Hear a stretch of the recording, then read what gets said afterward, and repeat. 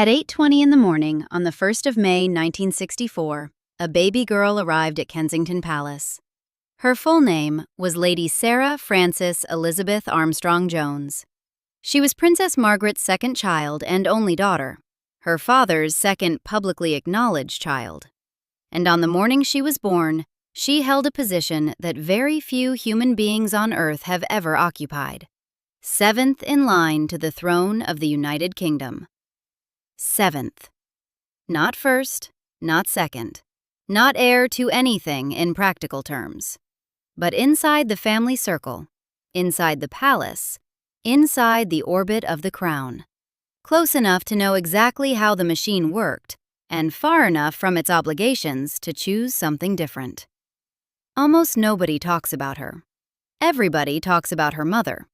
Princess Margaret is one of the most written about women of the 20th century. The beautiful, difficult, glamorous, heartbroken younger sister of Queen Elizabeth II. The one who gave up the love of her life. The one who burned through a marriage. The one who partied on Mustique and smoked with a holder and drank and felt the privileges she'd chosen over love close around her like the walls of a very comfortable room. Everyone knows that story. Or thinks they do. What almost nobody frames cleanly is what happened to the two children Margaret raised inside it. What they absorbed and what they refused. And specifically, what the daughter born seventh in line on that May morning did with everything her mother's generation got wrong. The short answer is, she didn't repeat it. But the mechanism of how she didn't is worth the full story. To understand what Sarah chose, you have to understand what Margaret was. Not the tabloid version, the actual one. The 6-year-old girl who woke up one December morning in 1936 as one kind of person and went to bed as another. She was born on the 21st of August 1930 at Glamorous Castle in Angus, Scotland, the second daughter of Prince Albert, Duke of York, and his wife Elizabeth. At the time of her birth, Margaret was fourth in succession to the throne. Her uncle Edward was King George V's eldest son and heir. Her father was his younger brother, a secondary figure in the royal structure, comfortable, respected, not expected to reign. The family lived at 145 Piccadilly and at Royal Lodge in Windsor.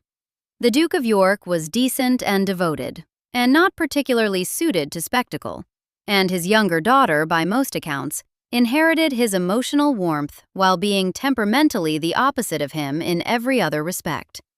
She was theatrical, quick, capable of working a room from infancy. Contemporaries noticed it early. Marion Crawford, the governess who later wrote her unauthorized account of the royal household, described Margaret's talent for drawing all the attention in any gathering. Her sister Elizabeth reportedly shrugged. "Oh, it's so much easier when Margaret's there. Everybody laughs at what Margaret says." Their father described Elizabeth as his pride and Margaret as his joy. That distinction would matter later.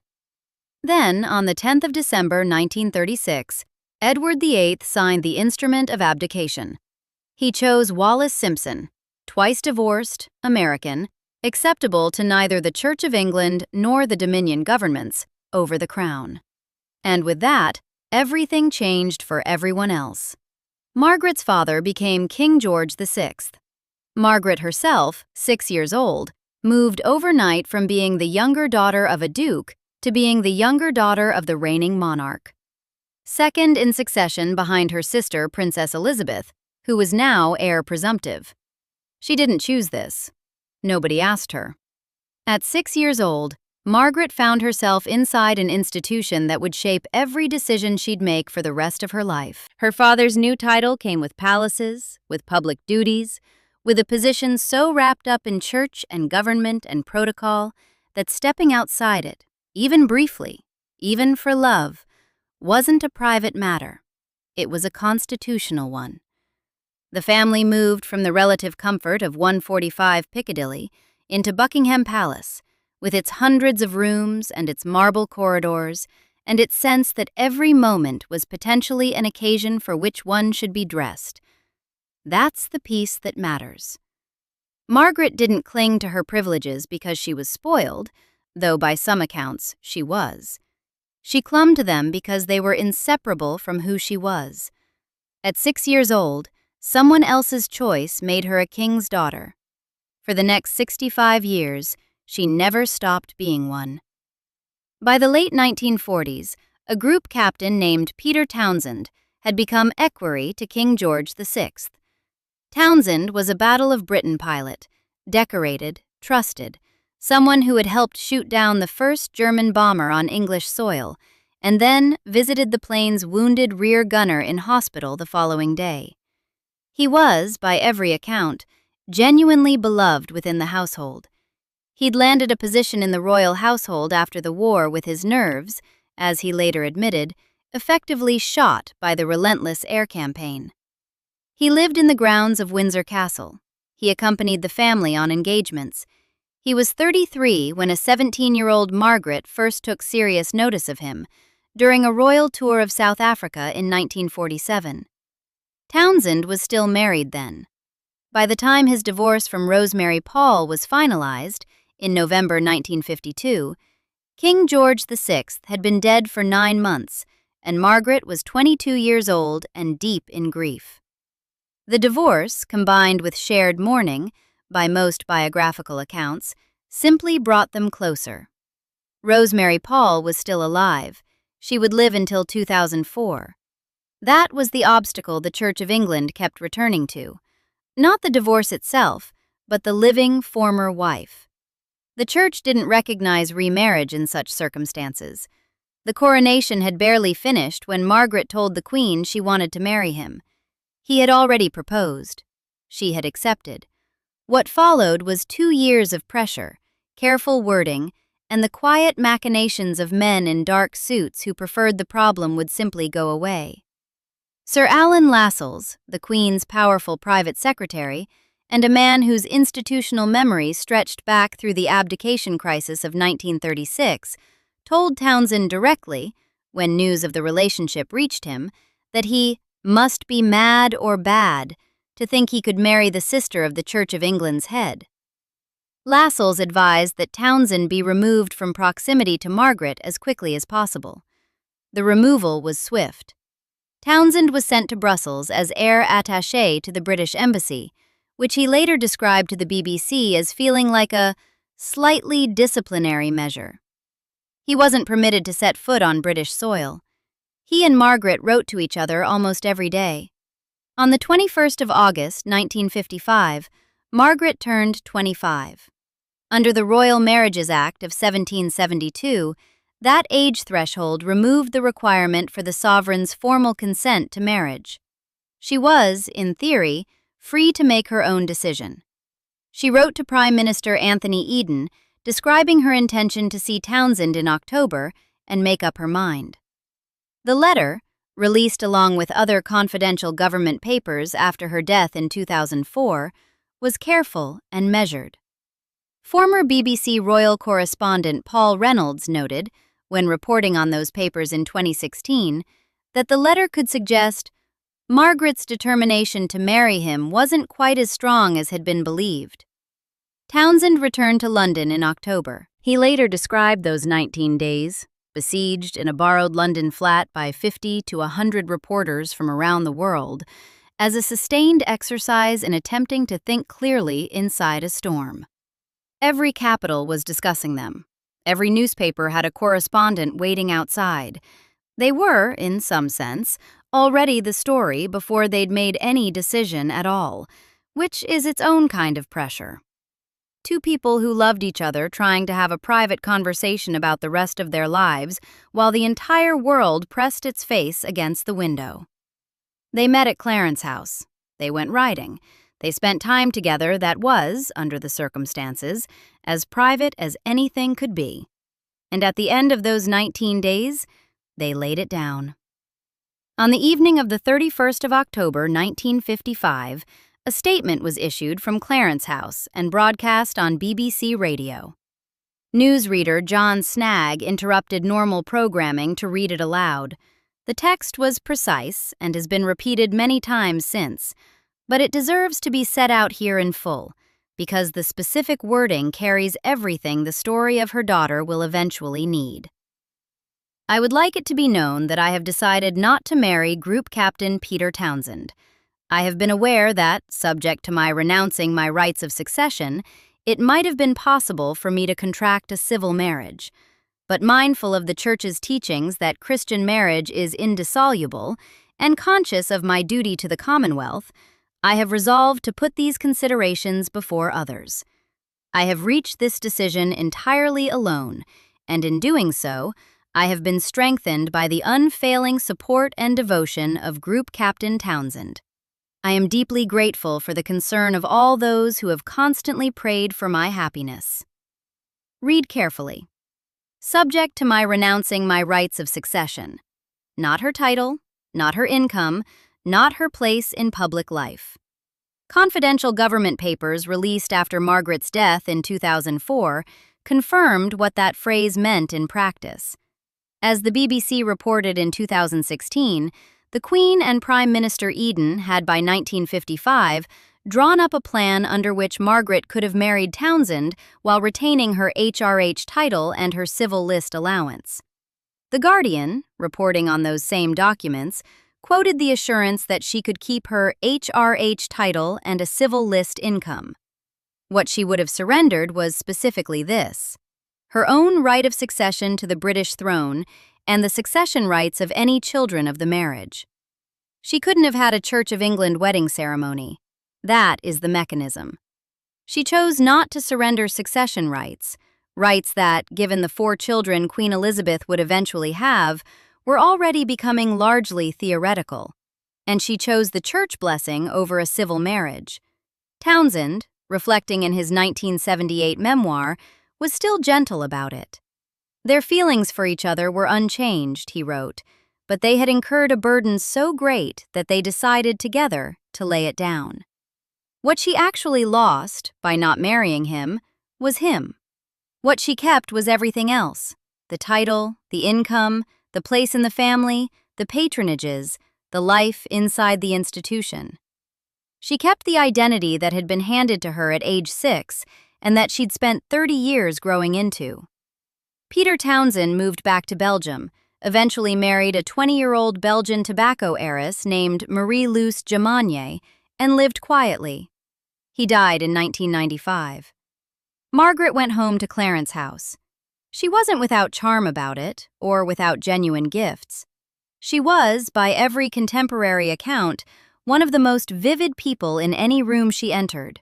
Quick, sharp, capable of a cruelty that turned on a dime into laughter. She cultivated a social circle known as the Margaret Set, whose favored haunts were the 400 Club, the Café de Paris, and the Mirabelle Restaurant, and whose members included enough young aristocrats and enough genuine celebrities to keep the press fascinated regardless of whether anything scandalous was actually happening.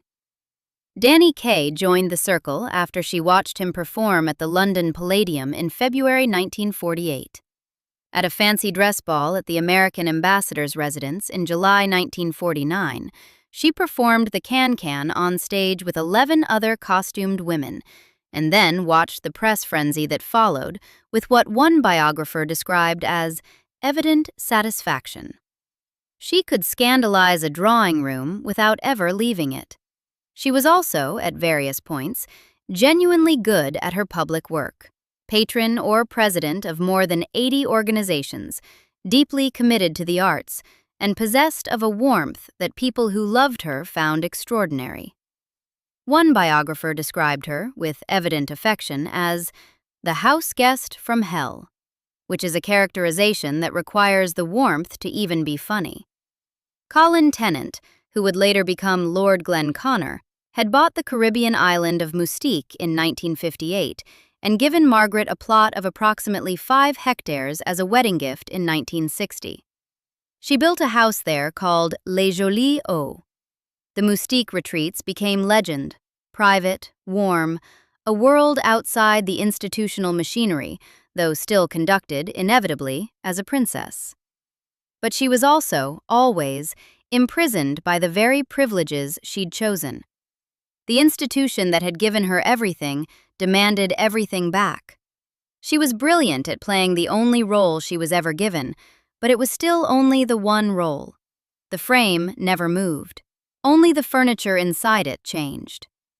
In February 1960, 4 years and a few months after the Townsend announcement, the engagement of Princess Margaret to Antony Armstrong-Jones was announced from Royal Lodge, Windsor.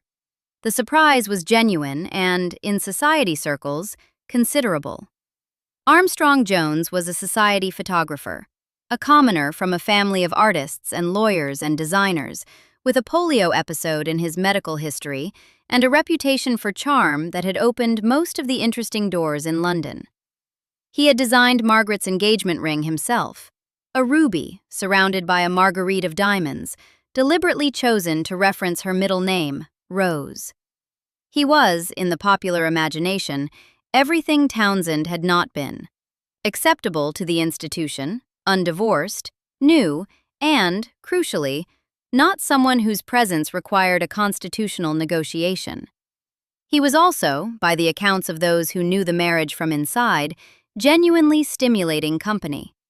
He introduced Margaret to a London she had technically lived adjacent to her entire life, but never fully entered. Jazz clubs, artists, designers, the bohemian underground of the city's creative world. As the actress Vanessa Kirby, who researched the relationship extensively for her portrayal in The Crown, put it, he showed her a whole other side of life that was always essentially her, but she never had access to inside these walls. For a woman who had spent 25 years in palaces, the photographer's world must have felt like a door finally opening.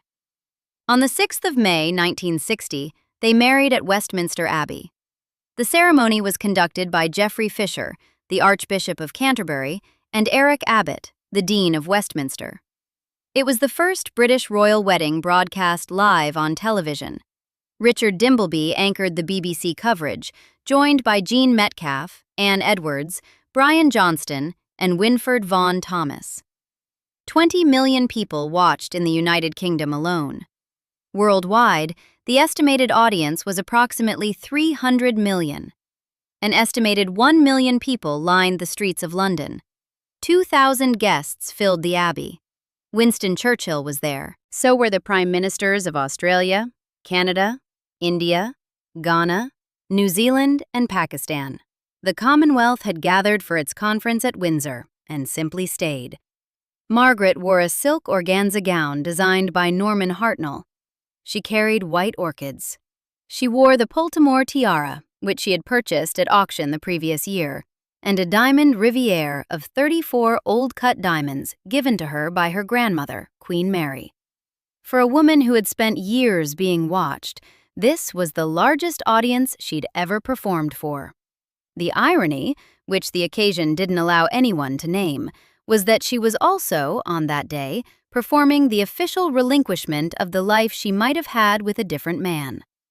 Armstrong-Jones was created Earl of Snowdon on the 6th of October 1961, so that the couple's children would hold courtesy titles.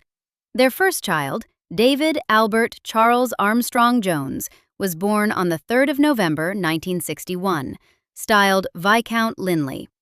And then, on the 1st of May 1964, at 8:20 in the morning at Kensington Palace, came Sarah. The family that Sarah and David were born into wasn't, by most accounts, a peaceful one, though the peace didn't shatter immediately. Early in the marriage, sources describe the couple as genuinely happy, and photographs from the early 1960s show something that looks, at least from outside, like contentment. Snowdon was creative, restless, and magnetic in his own right. The Kensington Palace apartments were filled with interesting people.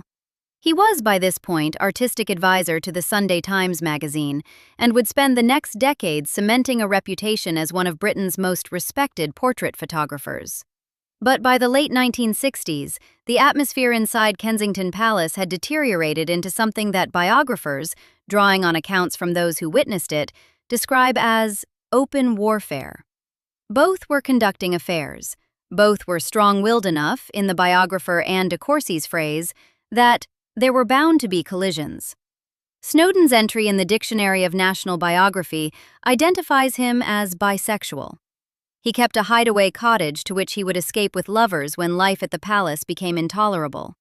Among his documented lovers in the late 1960s was Lady Jacqueline Rufus Isaacs, daughter of the 3rd Marquis of Reading, an attachment that Margaret, despite her own affairs, was said to find particularly wounding.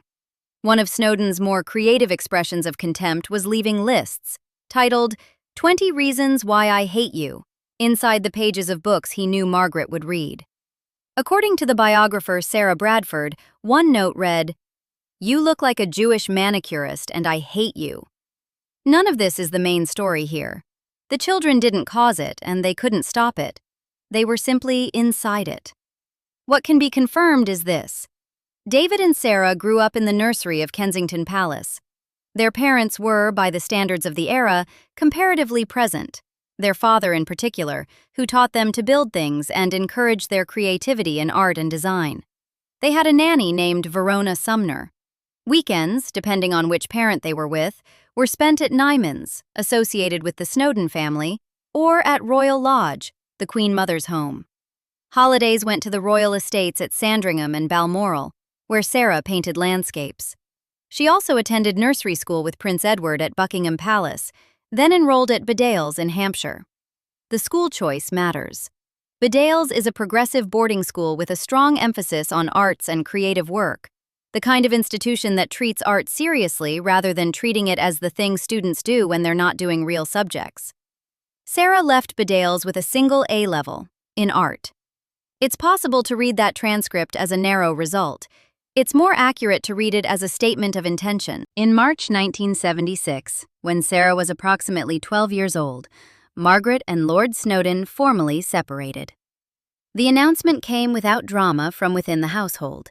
No competing press briefings, no children presented as evidence of the marriage's good years, no narrative warfare conducted through royal correspondence. The divorce was finalized on the 11th of July, 1978. When Sarah was 14. It was the first divorce of a senior member of the modern House of Windsor, which the press treated as seismic, and which fell, as most things fell, directly onto the 2 children who had no hand in it. What's notable is what didn't happen.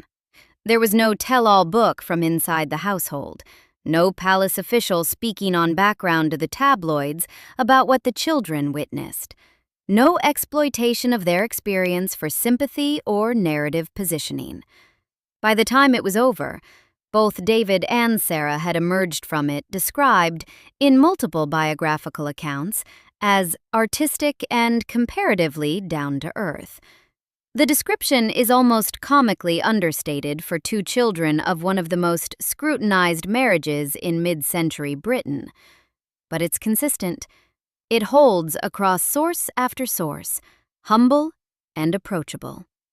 Sarah, specifically, as someone who wrote back. Then something shifts, something that most profiles of her skim past because it doesn't look dramatic from the outside, but which, in retrospect, explains almost everything. After Bedales, Sarah's father, Lord Snowdon, the photographer, the designer, the creative force who had spent the last decade establishing himself as one of Britain's most respected portraitists, was employed as production photographer for a film being shot in India. The film was David Lean's A Passage to India, 1984. Snowdon took his daughter with him. Picture the logistics of that for a moment. A young woman in her late teens, daughter of a princess, granddaughter of a king, 7th in line at birth, now sitting in costume departments and watching film crews work in a country that has nothing to do with Kensington Palace and everything to do with making something from scratch. The film's producer was John Knatchbull, the 7th Baron Brabourne, a relative of Sarah's through the Mountbatten connection. He gave her a job as an intern assisting the wardrobe department. She spent 2 years there. It was practical work, unglamorous, technical, the kind of thing that doesn't appear in social diaries because it's just work. And it was, by all indications, exactly what she needed, an environment in which she was nobody's daughter and no one's royal. Just a person learning something from someone who knew more. It was in India that she met Daniel Chatto. He was working on another British production filming there, a 1983 historical romance called Heat and Dust. Daniel was the son of actor Tom Chatto and theatrical agent Roz Chatto, and he'd acted himself, most notably in the role of Prince Andrew in the 1982 television film Charles and Diana, a royal love story. There is something almost deliberately ironic about that casting. An actor who played a prince meeting in a foreign country a princess who was trying, very deliberately, to become an artist. They didn't start dating immediately. They were first photographed together in London in 1986, at gallery openings, at the kind of art world events where presence is noticed but not announced. The engagement came in 1994. The courtship was, in its own quiet way, a rehearsal for the life they'd build together, conducted without fanfare, without the apparatus of royal press management, without any of the structures that generate the leaks and the headlines and the competing narratives. But first came the training. Back in England, Sarah enrolled at the Camberwell School of Art for foundational work. Then she completed a 2-year course in textile and fabric design at Middlesex Polytechnic. Then she enrolled at the Royal Academy Schools in London for advanced painter training. These institutions aren't where you go if you're treating art as a royal hobby. Camberwell is a serious art college. Middlesex was rigorous. The Royal Academy Schools are competitive. They produce professional painters, not dabblers. You apply, you are assessed. Your talent either meets the threshold or it doesn't. In 1988, at the Royal Academy Schools, she won the Winsor and Newton Prize for Emerging Artists in Painting and Drawing. In 1990, she won the Creswick Landscape Prize. Each award was for specific technical and artistic achievement. Neither was awarded because of who her mother was. In 1996, she submitted work to the Royal Academy's summer exhibition anonymously. Not as Lady Sarah, not as the daughter of Princess Margaret, as a painter, entering work into an open submission alongside every other painter who thought their work was good enough. The submission was accepted. The work was exhibited. She has exhibited ever since under the name Sarah Armstrong-Jones. The Redfern Gallery in London has represented her since 1995 and has mounted solo exhibitions of her work. The gallery's own description of her practice, drawn from their artist page, characterizes her paintings as working through close observation and memory, allowing atmosphere and sensation to guide the composition. Patrick Kinmonth, designer and curator, who has written about her work, called it a profound contemplation of the world she seeks to know and the method she has mastered. Her paintings are noted for landscapes and interiors with a particular focus on texture, rendered in what those who've seen them describe as rich, earthy colors. In her most recent solo show at the Redfern, over 3/4 of the pieces sold. Auction records at Mutual Art show realized prices of up to roughly $4,800 for individual paintings. That isn't the price range of a hobby. On the 14th of July, 1994, Lady Sarah Armstrong-Jones married Daniel St. George Chatto at St. Stephen's, Walbrook, a church in the City of London designed by Christopher Wren, tucked into the financial district, not Westminster Abbey or St. Paul's Cathedral, both of which her cousins had used for their ceremonies. St. Stephen's, Walbrook holds around 200 people. That isn't an accident of geography. It's a proportionate choice. The ceremony was officiated by the Reverend Chad Vara, the founder of the Samaritans, a connection that gives the occasion a quiet, humanist texture quite different from the apparatus of a full royal wedding. The gown was designed by Jasper Conran, in layers of ivory georgette with a square-cut corseted bodice. Sarah wore the Snowdon floral tiara, 3 floral diamond brooches her father had given her mother on their own wedding day. That the tiara survived the marriage and came to Sarah's wedding is its own kind of statement, though the statement is one she left others to make. Her bridesmaids were her half-sister, Lady Frances Armstrong-Jones, her first cousin's daughter, Zara Phillips, and a family friend named Tara Noble Singh. The ceremony lasted 30 minutes. Their driver was caught off guard by how quickly it concluded. The couple emerged from the church and stood on the steps for a moment, waiting before the car arrived. The reception was held at Clarence House, the Queen Mother's residence. The honeymoon was in India, the place they first met.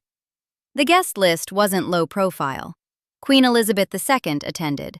So did the Duke of Edinburgh, the Queen Mother, Prince Charles, Princess Anne, Prince Andrew, and Prince Edward. Diana, Princess of Wales, arrived separately from Charles, because their marriage was also, at that point, in tatters.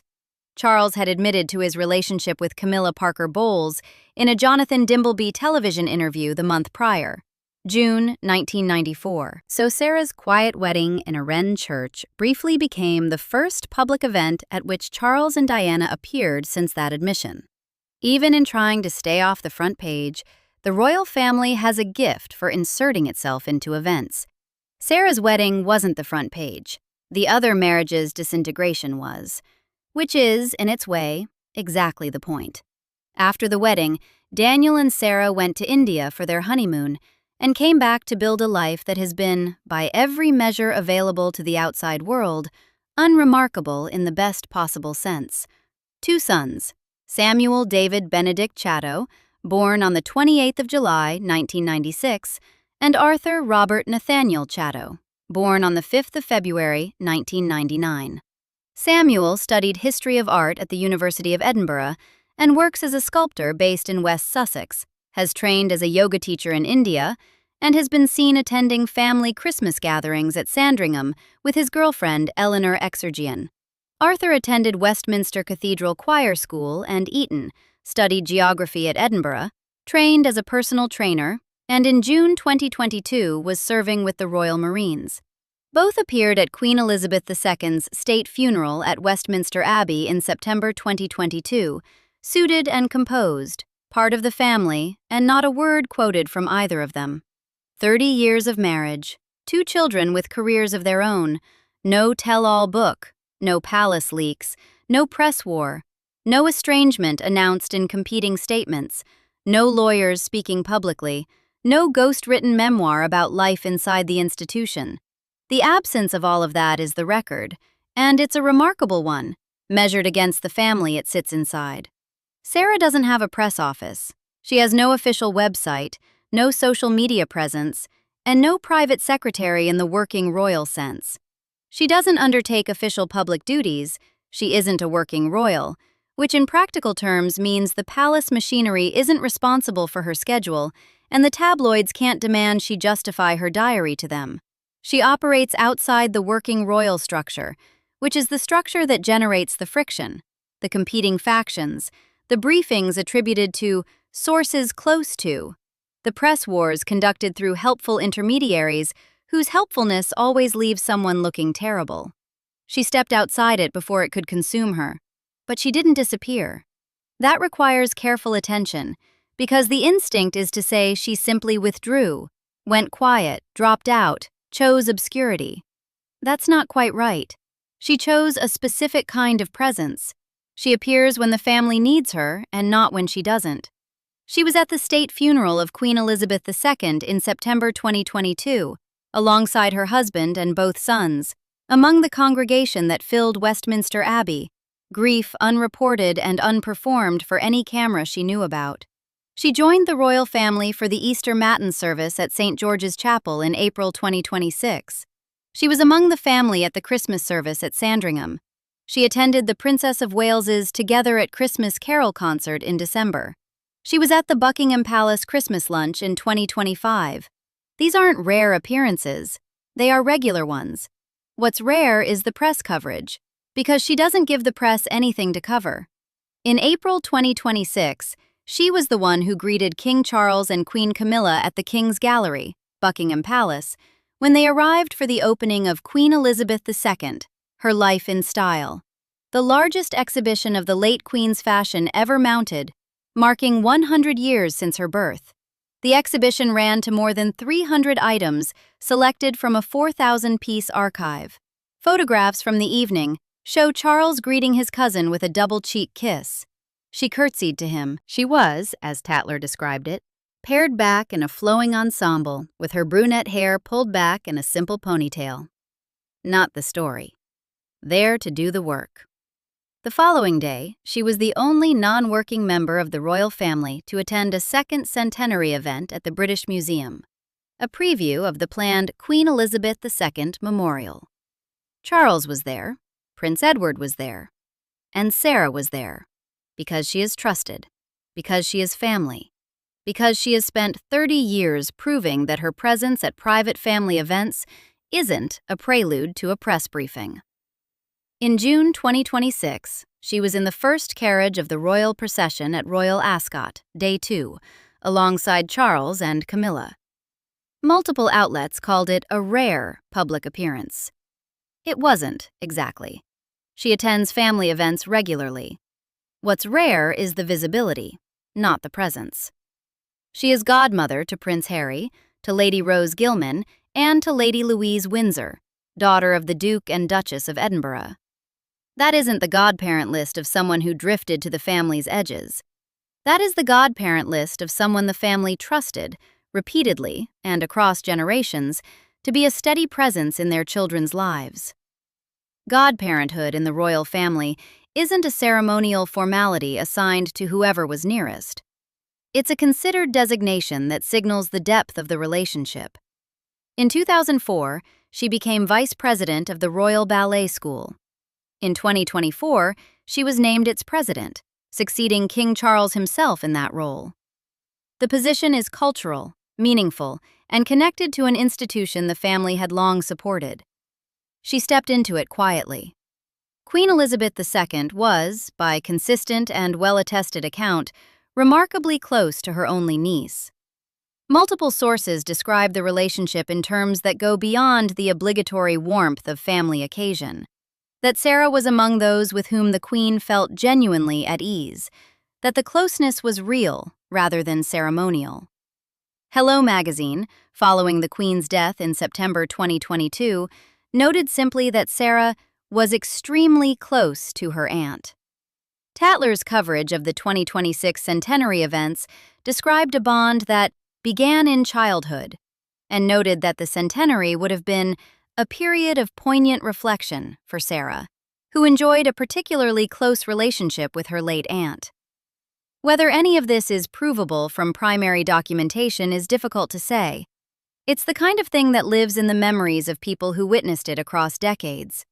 But it's consistent across a long period of time and across many different sources, which is its own kind of confirmation. The Queen never required Sarah to be a working royal, never applied pressure about public duties, and appears to have valued her simply as a person she loved. Sarah was, by all available accounts, close right up to the end. Now place that next to Margaret. Margaret loved her privileges more than her exit. That's the honest reading of the available record, whatever nuance the archival documents add. She could have married Townsend. Her own statement confirms it. Subject to my renouncing my rights of succession, it might have been possible for me to contract a civil marriage. She could have kept her title. She could have kept her income.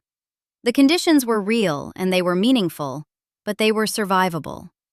What she couldn't surrender, apparently, was the succession rights, even the theoretical ones, and the Church of England ceremony, and all the symbolic architecture of being exactly what she was: a king's daughter, a queen's sister, a woman whose identity was indistinguishable from the institution that had formed her. So she chose it. She chose the institution over the man. And the institution, in return, gave her everything it had promised: the title, the income, the moustique plot that Colin Tennant gave as a wedding gift, the patronages, the late nights, the place in the procession. And it also gave her a marriage that devolved into lists of reasons why she was hated, found between the pages of the books she read. A divorce that was, in 1978, the first for a senior member of the modern House of Windsor. A press that followed her everywhere, cataloging the Roddy Llewellyn photographs on Moustique, tracking her in ways that today would be categorized as harassment, and then were simply called news. A public life so thoroughly surveilled that even her private heartbreaks became column inches. She was brilliant inside her cage, and she chose the cage. That's not cruelty, that's the truth. She was vivid and warm and genuinely talented, and she arranged her life the way a person arranges furniture in a room with no doors. She made it as beautiful as she could in there. And she did, by most accounts, love it. Loved the title and the protocol, and the particular kind of life that the institution afforded her. Loved it even as it constrained her. That was the nature of the trap. She wanted everything it offered, and she paid everything it asked. Her daughter grew up watching. What Sarah appears to have decided, over the course of a childhood shaped by the Snowdon marriage and a young adulthood spent training seriously for a real vocation, is that she didn't want the cage. Not the working royal machine with its leaks and its faction wars. Not the spotlight that her mother's privileges had required. Not the arrangement where every private feeling eventually became a newspaper story. She didn't want the life where being a king's granddaughter is the most important thing about you, because she'd watched what that life did to her mother. She wanted the family. She wanted the art. She wanted a marriage that lasted. The mechanism of how she got all three isn't complicated, but it requires naming clearly. She didn't leak. She didn't compete. She didn't use her position to extract better terms, or to make herself the sympathetic figure in someone else's public falling out. She didn't write the book, give the interview, authorize the documentary, or cooperate with the biographer who would have positioned her well against someone else. She didn't make herself useful to any press war, which meant no press war ever found her useful. She stayed inside the family circle, close to the Queen, close to Charles, close to the institution at the human level, without ever demanding anything from it that it didn't offer freely. In exchange, the tabloids got nothing. There is no Lady Sarah Chatto scandal. There is no estrangement announcement, no competing palace factions with her name attached, no headline that requires her presence in it. She is, in the language of royal watching, under the radar. She is famously low-key. She is, in one profile's description, one of the lowest drama members of the royal family. She is, in the language of what actually happened, the one member of the extended family who managed to stay inside the warmth without catching fire. Her invisibility in the press isn't an accident, and it isn't passivity. It's a set of daily decisions accumulated over 30 years. Not to perform, not to escalate, not to make herself necessary to anyone's narrative but her own. She shows up for the family. She does her work. She goes home. The Redfern Gallery has her paintings. The Royal Ballet School has her as its president. The cousins she grew up with have her as a trusted presence at every event that matters.